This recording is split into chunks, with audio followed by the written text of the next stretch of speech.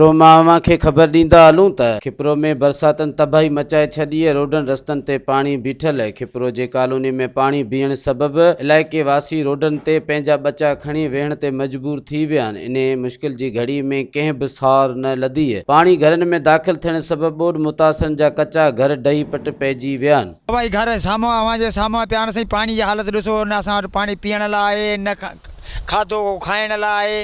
मच्छरनि जो हालत आहे। सॼी राति वेही था ॾींहुं करियूं, कंहिं बि असांजी सार संभाल कंहिं बि कोन लधी आहे। अचनि था मुहियूं भरे वञनि था। असीं रोड ते वेठा आहियूं, घर में पाणी जाम बेवसां। असां किथे न को रोज़ी न को धंधो न को रोज़गारी, बीमारी मच्छरारी न मुआरी न बिजी। घर में पाणी पिटो, रोटी पाणी हर ॻाल्हि में ॾुखिया आहियूं।